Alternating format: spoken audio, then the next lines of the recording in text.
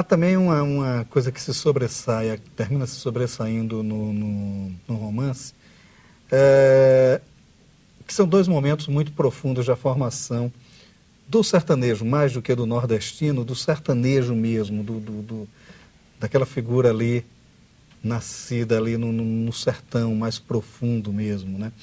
Que é a questão da religiosidade e a questão da violência. O herói, ele constantemente está se deparando com esses dois momentos. Quer dizer, como é que isso torna-se presente no romance? Talvez naquele momento a violência tenha prevalecido, porque em 1977 eu conhecia muito pouco Juazeiro e eu conhecia muito pouco Padre Cícero. Talvez pouco tempo depois, algum tempo depois, o romance traria um equilíbrio maior entre essas duas vertentes, mas prevaleceu a violência, porque o Lampião foi mais forte, um Lampião muito tentado compreender a partir das referências do cordel. Então, o meu herói, ele tinha que ser um herói rebelde, ele não podia ser um herói pacato. Então, essa rebeldia que começa como Cristo e depois passa a ser Lampião, ela atinge um outro momento quando eu pretendo que ele seja Che Guevara. Há nesse herói uma quase visão mais intensa, então, do próprio Cancão de Fogo, né? O que sempre está disposto a enfrentar desafios, né? Agora, essa questão do cordel, né? Você fala sempre nessa referência muito, muito grande dessa influência do cordel nesse seu trabalho, sobretudo, né? Quer dizer, como é que isso se dá? Se dá muito mais pelo imaginário do cordel, não exatamente pela forma, né? Não trabalho com rima, não trabalho com métrica, invejo as pessoas que trabalham, eu não sei trabalhar. Então eu tentei captar o que seria o clima do que seria um cordel, do cordel que eu tive contato através dos folhetos da tipografia São Francisco, que primeira viagem a Juazeiro eu voltei com 100 folhetos que foram o embrião de uma coleção que eu fui mantendo até o ano passado, quando eu a vendi para a Universidade Estadual da Paraíba.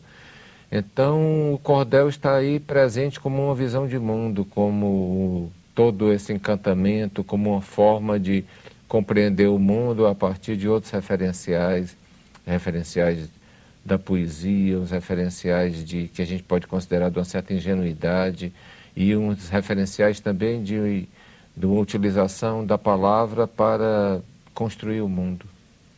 É porque o cordel, ele há uma influência, pelo menos na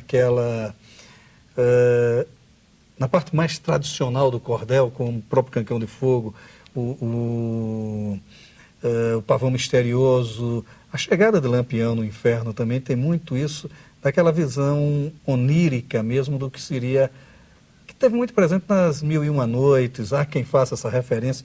Eu não sei, eu acho um pouco exagerado, mas enfim, há quem faça essa referência de que muitas das histórias de cordel seriam até releituras de contos das Mil e Uma Noites e tal. Quer dizer, e o seu romance está muito impregnado dessa temática onírica, vamos colocar nesses termos, né? Quer dizer, então a influência se dá no profundo desse imaginário? Acredito que sim, pelo menos eu tentei fazer uma imersão nesse espírito, compreender o que, e até hoje eu carrego uma parte dessas ideias do que seria um cordel. Então, o cordel, para mim, não necessariamente é o que tem rima métrica ou o que é publicado em folheto. Até uma vez divergi do Patativa, porque eu disse para ele que a poesia do Patativa, para mim, é um grande cordel. E ele fazia restrições, ele dizia que o poeta de cordel era um poeta que visava apenas vender aquele folheto, que a poesia do cordel era uma poesia pequena, menor. E eu dizia que não, a sua poesia é uma poesia de cordel. Então, tentei desenvolver uma ideia de que o cordel seria uma visão de mundo diferenciada, que pode estar nas Mil e Uma Noites. Inclusive, o Patativa faz um folheto sobre Aladim, né, e a Lâmpada Maravilhosa. Então, tem realmente alguns pontos de interseção, não só com as Mil e Uma Noites, mas com vários outros instantes da literatura ocidental e oriental. Uhum. Agora, a poesia do Patativa, né? Porque É engraçado isso. No Nordeste a gente presencia muito isso, essas certas hierarquias da poesia, né? O ponto maior seria a cantoria de viola, o improviso, aí teria os famosos poetas de gabinete, até chegar ao cordel e tal, essa coisa toda. O Patativa, você trabalhou muito com o Patativa, né? Você estudou muito profundamente a obra dele.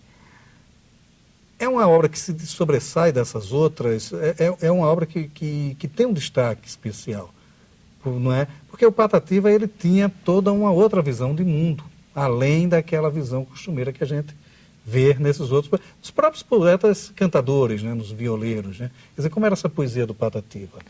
Eu acredito que a diferença principal do Patativa, além de uma performance poética muito grande, uma competência para fazer o verso e tudo, isso ele tinha e outros poetas também tinham. A diferença do Patativa, do meu ponto de vista, é a visão política, é o comprometimento político, é essa ideia de transformar através da poesia, que nem todos os grandes poetas de cordel tinham. Leandro era fantástico, né? Foi talvez o maior de todos, mas o Patativa foi além porque trouxe essa dimensão política, trouxe essa dicção política para o cordel. Há alguns momentos da poesia do Patativa, assim, de um protesto muito profundo, né? Tem o que ele fala sou sertanejo que cansa de votar com esperança do Brasil ficar melhor, e o Brasil continua na cantiga da perua, que é pior, pior, pior. Quer dizer, é uma coisa muito marcada essa questão política.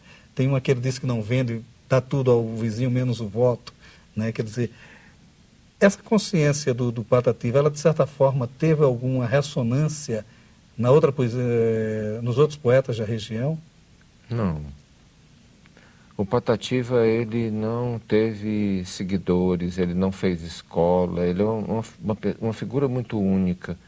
Assim, ele era muito admirado pelos outros poetas, mas os outros poetas continuaram fazendo o que faziam e não se influenciaram. Eu diria até que isso foi muito bom, porque deixa o Patativa num lugar que é o lugar dele, o lugar que ele construiu, e a gente não tem, assim, clones ou imitações ou barateamentos da produção do Patativa, né? Assim, diluições. Acho que no Patativa não conseguiu irradiar.